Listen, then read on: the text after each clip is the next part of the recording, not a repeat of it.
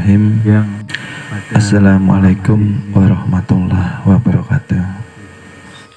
Alhamdulillah, kami ucapkan terima kasih pada Bapak Ibu, adik-adik yang dirahmati dan dimuliakannya Allah Subhanahu wa Ta'ala, yang pada malam hari ini menghadiri majelis ilmu yang mudah-mudahan membawa keberkahan, keselamatan, dan pencerahan di dalam kehidupan kita. Amin amin ya robbal alamin. Sebelum kami mulai, kami ingin menyampaikan kembali bahwa di sini kita duduk bersama, tiada niat untuk menggurui, tiada niat untuk menjadi guru, dan di sini kita hanya sebatas menyampaikan amanah. Jadi saya pun juga masih belajar, saya pun juga masih bungul ya. Masih bungul itu bahasa Indonesianya apa? Masih bodoh juga. Saya juga masih belajar, sama-sama belajar. Jadi sebelum kita mulai, saya ingin menyapa Bapak Ibu, bagaimana keadaan dan kabarnya pada malam hari ini. Alhamdulillah, baik-baik semua ya Bapak Ibu. Sehat ya, sehat jasmani, mudah-mudahan rohaninya juga sehat. Amin amin ya robbal alamin. Alhamdulillah, terima kasih. Mudah-mudahan pada malam hari ini kita digolongkan di dalam orang yang beruntung ya. Golongan orang yang beruntung ialah orang yang di setiap harinya selalu memperbaiki ibadahnya, selalu memperbaiki taubatannya, selalu memperbaiki amal ibadah dan kebaikannya untuk bekal kelak di akhirat ya. Amin amin ya robbal alamin. Karena yang kita harus hindari ialah jangan sampai kita termasuk di dalam orang yang merugi ataupun orang yang celaka ya. Dimana orang yang merugi ini mereka tidak merasa menyesal, tidak merasa bersalah ketika setiap hari taubatnya tidak diperbaiki, biasa saja, istighfarnya jarang ya. Terus amal sholatnya, amal zikirnya, amal sholawatnya, puasanya pun hanya sebatas tataran syariat saja, tiada memahami makna dan tujuan apa yang dikerjakan ya. Jadi hanya sampai di situ saja. Ini termasuk orang-orang yang merugi karena ibadahnya belum sempurna. Lalu ada yang lebih dikhawatirkan ialah jangan sampai kita termasuk di dalam orang-orang yang celaka. Artinya celaka setiap hari grafik atau intensitas atau amal ibadah di dalam keseharian semakin hari semakin menurun. 5 waktunya yang tadinya seminggu Senin Kamis jadi Senin saja. Biasanya yang lepas subuhnya ini duhur, asar lepas juga ya, semakin merosot ibadahnya. Terus tidak ada penyesalan ketika teringat dosa-dosa di masa lampau. Akhirnya berat untuk mengucapkan, berat untuk melafazkan istighfar ya. Dan akhirnya ketika seseorang berat untuk melafazkan istighfar, maka air mata ini berat pula untuk menitik atau menetes. Tanda di situ hati kita menjadi keras, sekeras batu, ya. Batu pun masih bisa dilubangi dengan tetesan air yang bertahun-tahun. Tapi ketika hati manusia sampai terbawa di liang lahat, dia tidak mendapat hidayah. Nah, itu yang sangat dikhawatirkan, ya. Jadi mudah-mudahan selalu kita di dalam golongan orang-orang yang beruntung, ya. Amin, amin, alhamdulillahi rabbil alamin. Kajian kemarin kita sudah membahas banyak hal, ya. Pengenalan diri, bagaimana kita menghadirkan hati supaya sholat kita diterima di hadapan Allah Subhanahu wa Ta'ala, ya. Jadi sekiranya pemahaman untuk mengenal diri sepertinya sudah dipahami dan dikuasai, ya. Karena nama tidak terpisah dengan yang mempunyai nama. Masih ingat ya? Kalau ada namanya Allah berarti ada wujudnya. Wujudnya yang mana? Wujudnya umpama ditunjuk yang ini, salah, tidak boleh. Ini dada. Kalau disebut menjadi mempunyai sifat karena ada wujudnya. Maka wujud Allah ini laisa kamitslihi, tiada serupa dengan apapun yang yang pada hakikatnya apapun yang diciptakan, apapun yang tajali hakikatnya Allah juga yang ada. Itulah laisa. Oleh sebab itu ketika ada nama Allah, ini orangnya dari ujung rambut sampai ujung kaki, jangan disebut. Ketika kita sudah mengenal, maka kewajiban kita menyembunyikan, kewajiban kita menyimpan rahasia, karena itu amanah, ya. Jadi diam saja, sudah tahu. Akan tetapi saya ulangi lagi berkali-kali, kita bukan Tuhan. Kita juga tidak boleh mengaku menjadi Tuhan, karena sejak Allah wujud, maka sejak itu pula kita tiada. Paham ya? Barang siapa telah mengenal Tuhan, maka akan kelulisan atau lidahnya cukup dipahami, cukup dimengerti, ya. Contoh ya ini tadi. Ini namanya apa Bapak Ibu? Namanya aqua. Wujudnya mana? Ini. Pahamkah? Ada wujudnya. Allah pun seperti itu. Oleh sebab itu Allah itu yang wujud, yang terang, yang nyata sekali. Nah, ya.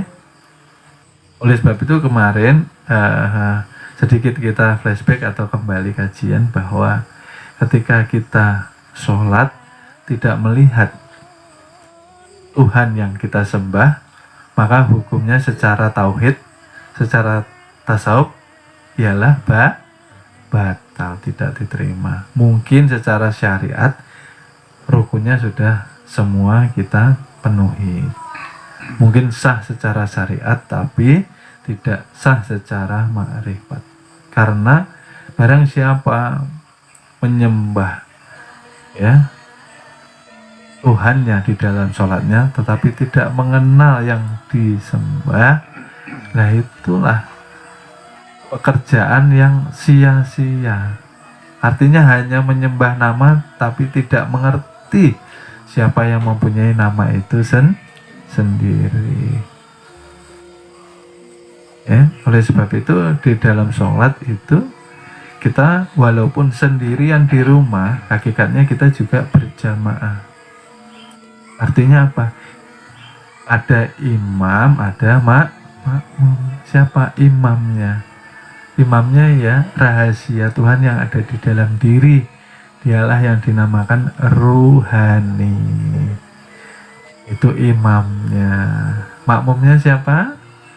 Badan jasmani, tajalinya yang dikatakan Muhammad Rasulullah. Oleh sebab itu dimanapun tempat, nama Allah dan Muhammad tidak pernah terpisah, karena hakikatnya satu jua orangnya, hanya dua aja namanya.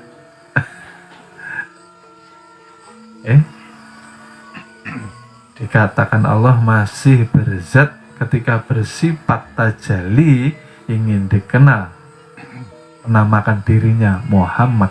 Itulah utusan Allah. Sebetulnya sederhana. Mengenal Tuhan tidak seribet di tempat yang lain. Kalaupun sudah mengenal, artinya kita mempunyai tanggung jawab sebagai penempuh seorang suluk di jalan Tuhan, mempunyai kewajiban tanggung jawab yang harus dijalani di dalam kehidupan sehari-hari. Kalau kewajiban ini tidak dijalani, maka kita harus masih banyak belajar lagi, karena ternyata banyak kekurangan di dalam kita menempuh jalan ketuhanan. Masih ingat apa yang ditempuh seorang salik ketika suluk menuju jalan kepada Tuhan? Yang pertama ialah seorang salik harus istiqomah. Istiqomah itu apa? Tetap di dalam pendirian. Seorang salik yang suluk, walau bagaimanapun keadaannya, karena biasanya begini, orang itu bisa taat ketika dalam kondisi nyaman, hati gembira, ekonomi tercukupi, itu bisa istiqomah biasanya. Tapi ketika ujian Tuhan datang untuk menguji keimanan kita, kita di dalam keadaan yang sedih, susah, berduka, di dalam ekonomi yang serba sempit, serba kekurangan, maka kebiasaan kita kebanyakan lepas daripada istiqomah. Istiqomah di jalan keimanan, di jalan keimanan yang diridai Allah Subhanahu wa ta'ala. Karena istiqomah ini dikatakan tangga yang berat untuk seorang salik menuju tangga-tangga kemuliaan, mendekati daripada ridhoan Allah Subhanahu wa ta'ala. Tetap pendirian, selalu berjalan lurus di jalan takwa, dan dia mampu mengorbankan segala kesenangannya.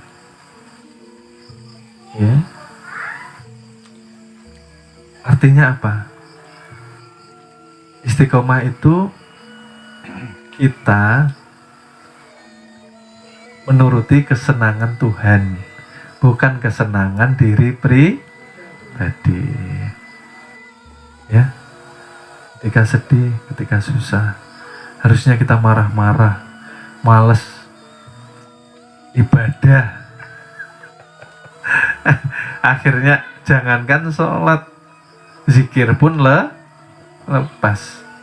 Maka kita dilatih ketika menempuh jalan menuju ketuhanan, 24 jam kita harus zikrullah, zikir kepada Allah melalui sholat 5 waktu dan sholatul daim atau sirul asror itu tidak boleh terlepas. Bagaimana bisa terlepas? Karena keimanan kita goyah, tidak istiqomah. Oleh sebab itu istiqomah ini lebih istimewa daripada 1000 karomah yang dimiliki seorang yang mempunyai karomah tetapi mereka tidak mampu disuruh istiqomah. Berat, ya, tapi harus dijalani. Istiqomah. Belajar juga harus istiqomah, ya. Setahun belajar, setahun tidak belajar. Setahun ngaji, setahun ngilang. Nah, ini kayak jai langkung, ya. Datang tidak diundang, pergi tidak pamitan. Nah, artinya tidak istiqomah. Ya walaupun di rumah menyimak di berbagai daerah, tetapi harus terus menyimak kajian dan pelajar. Walaupun tidak hadir di majelis, tetapi simaklah pelajaran yang sudah diajarkan di majelis, ya. Teknologi itu memudahkan kita belajar, ya. Jadi istiqomah itu dituntut di dalam kita menuju kepada jalan Tuhan, ya. Istiqomah di dalam belajar. Pentingnya belajar untuk mengingatkan diri kita daripada kelalaian, karena sifat manusia itu lalai dan lupa, ya. Tidak hadir di majelis setahun itu biasanya sudah orangnya kalang kabut sudah. Karena apa? Tidak ada yang mengingat, dan itu dikatakan sebagai bencana yang tidak disadari, atau jarang sekali orang menyadari. Tidak mampu hadir di majelis padahal Allah mampukan, dengan berbagai alasan. Yang rugi ya diri sendiri. Datang di majelis kan mencari keridhaan dari Allah Subhanahu wa Ta'ala. Karena yang diajarkan di majelis itu bagaimana kita mendekat, bertakwa, membersihkan hati menuju kepadanya, ya. Istiqomah di dalam belajar dan mengajar. Datang ke majelis itu berat memang. Oleh sebab itu dikatakan jihad fisabilillah. Ada saja godaannya untuk datang ke majelis itu, supaya tidak berhasil sampai, supaya tidak berhasil duduk di majelis. Yang belajar, yang mengajar yo sama saja. Jangan dikira yang belajar saja yang diuji. Yang mengajar pun juga harus ikhlas. Artinya apa? Walaupun yang datang satu ya tetap ngajar. Karena masih ingat perjuangan Rasulullah berdakwah selama 13 tahun sebelum Isra Mi'raj, sebelum turun syariat.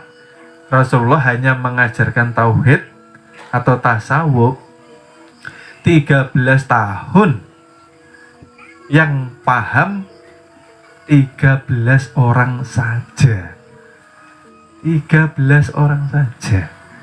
Ini umpama ya, umpama kiai buka pondok 13 tahun dapat 13 orang, tutup mungkin.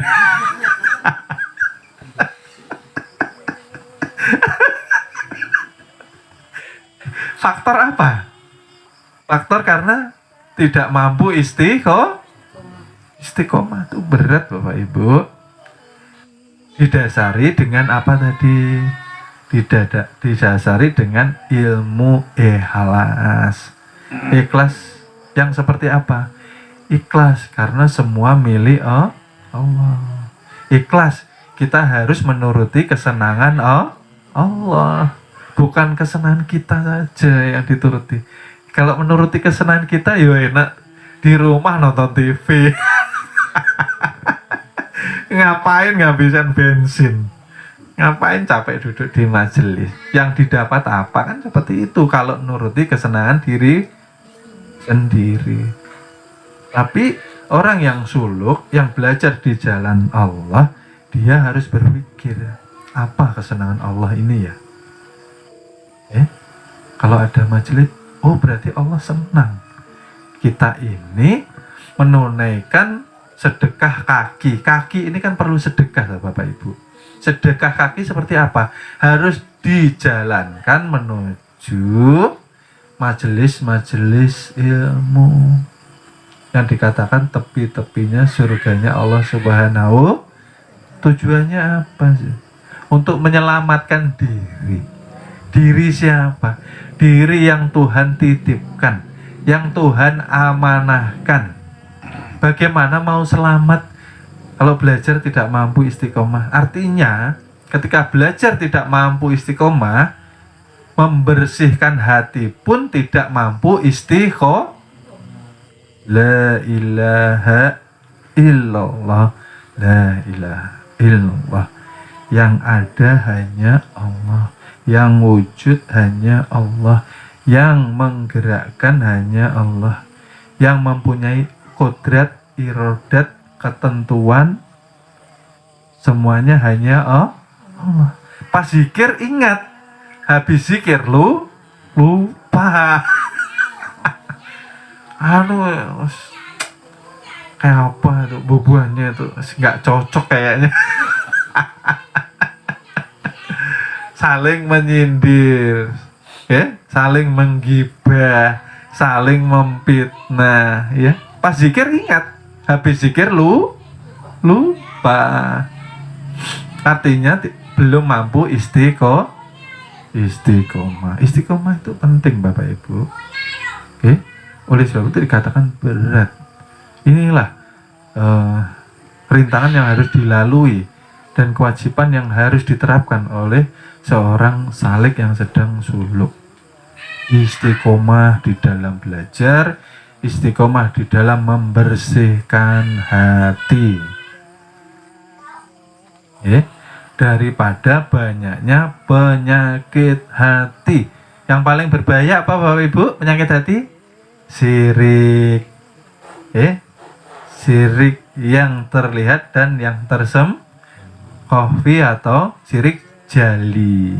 Sirik jali mungkin mudah terlihat ya, karena kita menyembah sesuatu yang terlihat seperti zaman jahiliyah dahulu.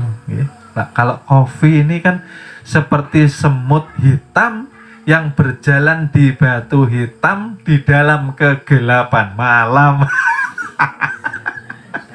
Terlihat enggak? Enggak terlihat. Nah itu saking bahayanya syirik itu tadi.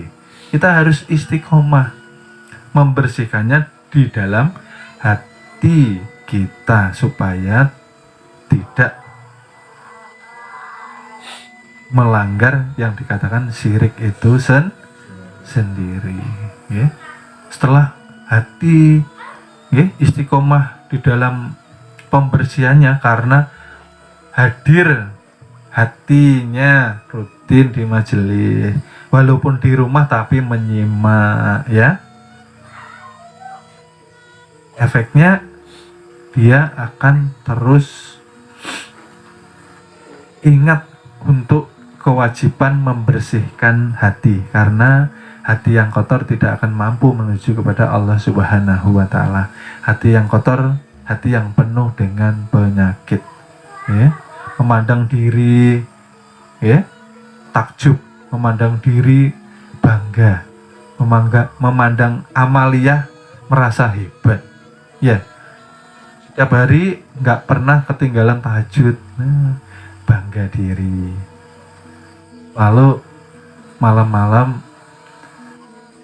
ngetik di sosial media, alhamdulillah malam ini saya bisa tahajud.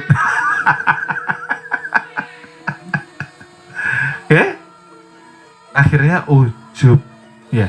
Akhirnya ketika bangga diri bisa melakukan ibadah, lalu menceritakan ibadah itu tadi kepada teman-temannya, kepada saudara-saudaranya melalui sosial media. Akhirnya Rasulullah mengatakan seperti apa? Ibadah yang seperti itu seperti ranting yang diberi minyak tanah lalu dibakar. Akhirnya hangus, tidak ada sisanya sama ya, sayang loh. Tahajud, ya, rutin, ya, tiba-tiba habis tahajud ngetik, alhamdulillah, ya kan, seperti itu. Lalu Jumat, alhamdulillah, Jumat ini saya bisa sedekah 100 nasi kotak di masjid.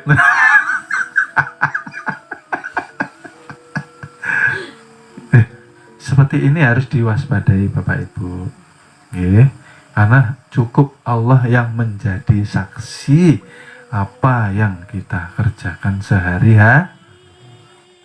Ikhlas, tidak peduli dengan pujian orang dan tidak peduli dengan hujatan orang, ya. Karena ikhlas itu pada hakikatnya kita menyadari bahwa Allah yang berbuat, bukan kita, ya kan?